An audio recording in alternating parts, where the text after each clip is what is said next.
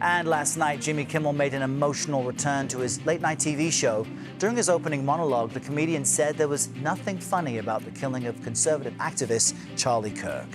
And CBS News correspondent Jonathan Vigliotti is outside the show's studio in Hollywood once again. Good morning, Jonathan. So bring us up to speed. What happened inside last night?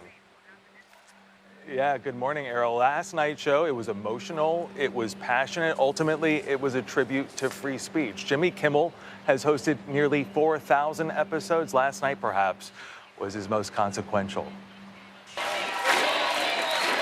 Greeted by chants and a lengthy standing ovation, it was a triumphant return for late-night host Jimmy Kimmel. I'm happy to be here tonight with you. An emotional Kimmel took the stage for the first time since his nearly week-long suspension following comments he made about the assassination of conservative activist Charlie Kirk. That it was never my intention to make light of the murder of a young man.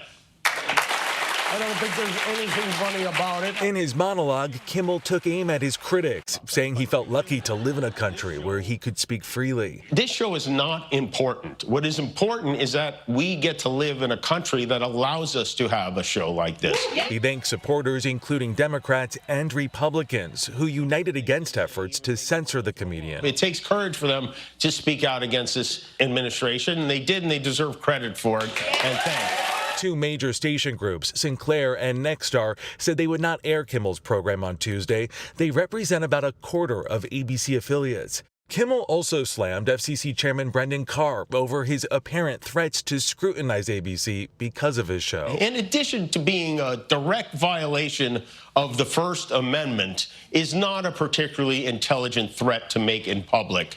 He really came out tonight and set a tone that was respectful, a little apologetic, but as irreverent as ever, because that's who Kimmel is. Entertainment Tonight host Kevin Frazier. He was tested not only by the network, by the affiliates, but also people in this country who were questioning him. And he stood 2 feet deep in the sand and said, "Here I am." Kimmel also had a little help from Robert De Niro, who channeled past roles to star as a new mafioso FCC chair. Speech, it ain't free no more. What? It's not free no more?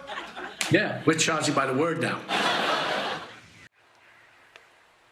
And just before the show aired, President Trump went on social media writing, and I quote here, "I can't believe ABC fake news gave Jimmy Kimmel his job back." The White House was told by ABC that the show was canceled. The president then went on to appear to threaten a lawsuit, saying, "I think we're going to test ABC out on this."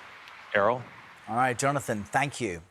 Let's jump now to CBS News senior White House correspondent Weijia Jiang to pick up on that thread from Jonathan. Weijia, good morning. So President Kimmel claimed the president can't take a joke. He even called him a bully. And as we just heard there, Trump is now threatening legal action against ABC. Isn't there a bit of a risk here for the president of proving Kimmel's point and extending this controversy? Well, Errol, one other thing that really stuck out to me in the president's Truth Social post was that he said that ABC told the White House that Kimmel's show was canceled. But remember, when it was suspended indefinitely, the White House and administration officials insisted that, hey, this had nothing to do with us.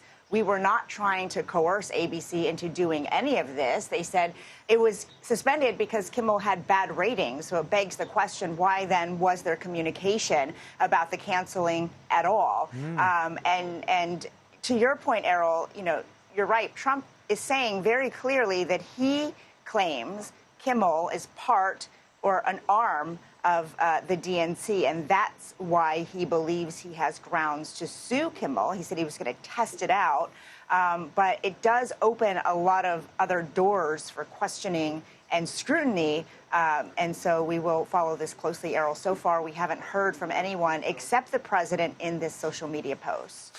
And President Trump made, of course, a bunch of headlines at the UNGA yesterday, including that he says he now thinks Ukraine can win back all of its land from Russia after saying earlier this year things looked bleak for Ukraine. So what's behind this seeming new optimism? Well, we don't know the why, Errol, but we do know the what. And that is significant, at least in rhetoric, because there is no official change in U.S. policy. It's not like the president said that he was going to restore the amount of aid that America was providing to Ukraine over the past several years. But he did say that he believes Ukraine, with the support of the European Union, is in a position to fight and win all of Ukraine back in its original form, which is quite a departure from what Trump was saying earlier, just a few months ago, saying that Ukraine would probably have to cede some of the land that Russia has been occupying for the past 3 years or so. Even Zelensky seemed to be surprised. He said it was a game changer during an interview last night. Take a listen. President Trump was more positive in it, and he showed that he wants to support Ukraine to the very end. So what's really important here, Errol, is that these are just words, and as we have seen, the president could change them again, but it's still a major shift from what he had been saying. But again, he says that it's up to the European Union, not necessarily the U.S., to continue to support Ukraine in this fight. Yeah, still a very significant shift in tone. Weijia, thanks so much.